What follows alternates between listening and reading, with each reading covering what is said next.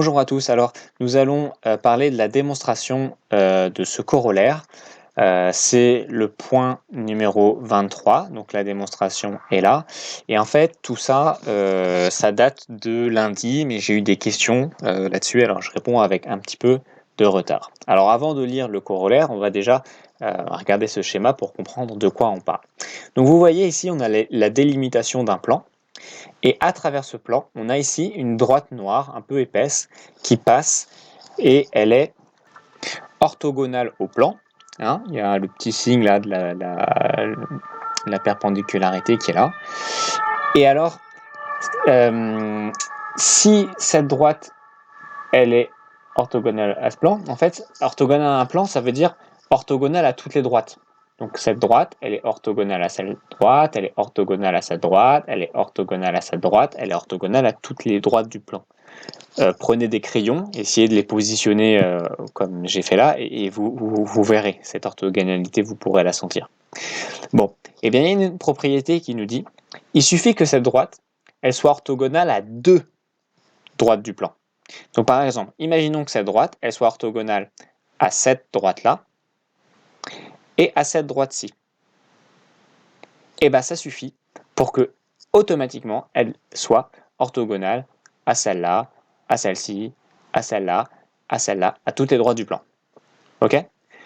Et donc il y a une équivalence entre ces deux choses. C'est ce que nous dit ce corollaire. Une droite est orthogonale à toute droite d'un plan, si et seulement si elle est orthogonale à deux droites de ce plan séquentes entre elles. Et oui, il faut que ces deux droites elles soient séquentes. Donc vous voyez nos deux droites là qu'on avait pris en exemple, elles sont bien séquentes ici. Pourquoi ? Parce que imaginez une configuration où on est quelque chose comme ceci. On a, mettons une droite un peu penchée, comme ça.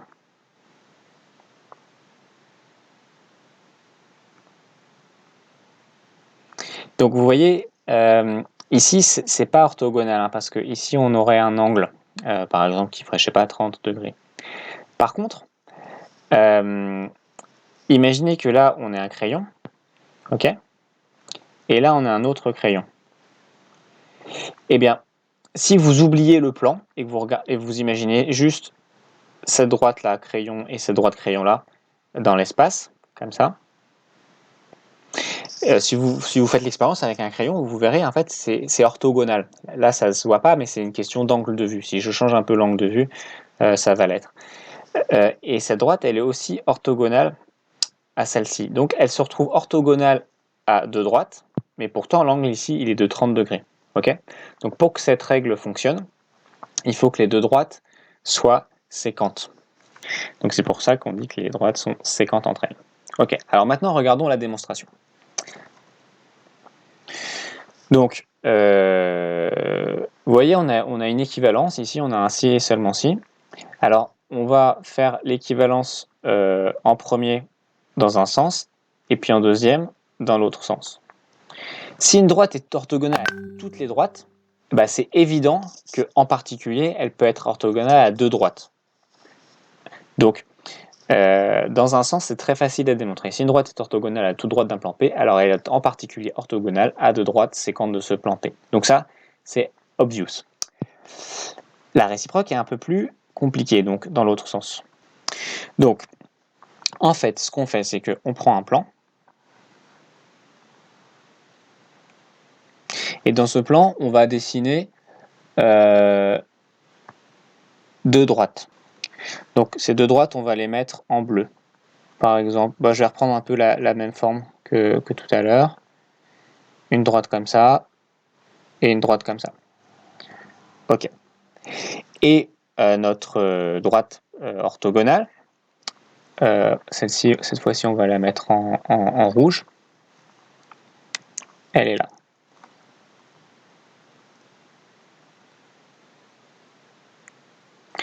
Ok. En gros, le principe, ça va être de dire que cette droite, elle a un vecteur directeur. On va l'appeler n. Et cette droite, elles ont aussi des vecteurs directeurs. Donc, on va appeler celui-ci U, et celui-ci, on va l'appeler V. On a donc U et V, qui sont, comme ces droites, elles sont séquentes, U et V sont non collinaires. Et vous avez une propriété qui vous dit, souvenez-vous, si jamais on a un plan avec deux vecteurs directeurs de ce plan, et pour que deux vecteurs soient des vecteurs directeurs, il suffit qu'ils soient non collinaires. Donc, on va les appeler, tiens, comme par hasard, U et V. Alors, n'importe quel point du plan peut être atteint par une combinaison de U et de V. Il suffit que j'agrandisse un petit peu U. Donc, je sais pas, je le multiplie par 1,5 ou par 1,7. OK. Ensuite, j'agrandis un petit peu V. Hop, on va dire comme ça. Et vous voyez, si je prends U et que je lui rajoute V, bon, c'est pas très bien fait mon schéma, j'arrive sur le point. Voilà. Bon, c'est pas très joli, mais je crois que c'est un principe assez simple qui est acquis maintenant, donc j'insiste pas trop là-dessus. Et donc, si de ce point M jusqu'à l'origine, j'appelle ça le vecteur W, et ben on peut dire que n'importe quel vecteur W, c'est une combinaison linéaire de U et de V. Donc, il est égal à, je sais pas, A fois U plus B fois W. Et pour que ça ce soit vrai, il suffit que U et V soient non collinaires. Ok, ben c'est génial. U et V, ils sont non collinaires.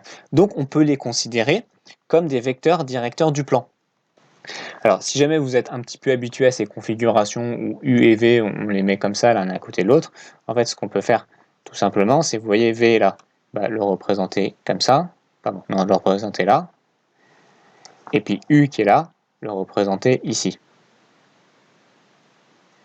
Et vous voyez, comme ça, il conserve les mêmes directions. Et on est dans le même cas de figure que ici, c'est juste qu'on a fait une petite rotation pour passer de là à là. Donc, si n'importe quel vecteur W peut être une combinaison linéaire de U et V, ça veut dire que je prends une droite que je mets au pif, là, boum, ok, et son coefficient directeur, c'est W.